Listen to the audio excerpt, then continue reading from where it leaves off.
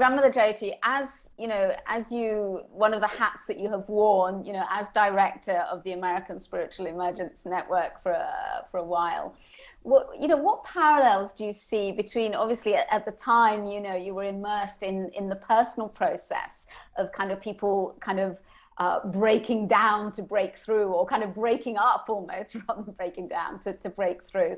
And now we're going through this kind of collectively, globally, the Earth, Mother Earth is going through it. Tell us a little bit about the parallels that you see between the personal and the planetary process.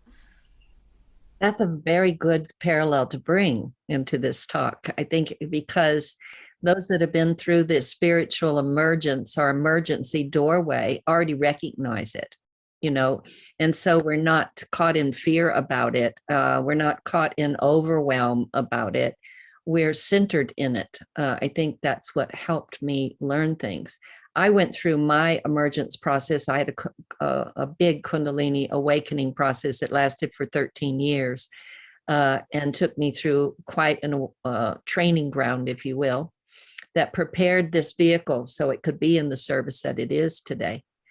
But it's like when we started, I actually was there with Stan and Christina, because it was Christina's vision that brought this. She saw a network all around the planet where people were waking up, and she thought that those people could then assist the others waking up. And so I really traveled internationally helping that get established. And I learned a lot about the different cultures and the different way it looked like in those cultures. I think that was the plus in that work.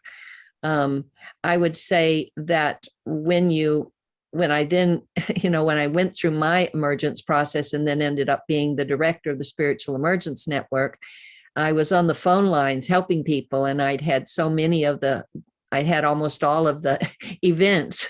So I wasn't coming from it from an academic experience. I coming from it from a walk the territory with you kind of moment. So I could sit with people very differently.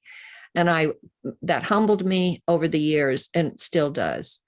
I think when it brings us to the world stage, that really right now, if we could sit with Mother Earth and her emergency process, that it would start to flip us right side up again, like we were talking about with the economy. Because, it's for instance, this climate change, everybody thought we were all crazy and loony bugs less than 10 years ago. Now it's becoming more prevalent. And people are starting to ask the question, what does that mean, climate change? And now some people are getting really nervous that we won't make the certain date by the climate change. But the climate change is the symptom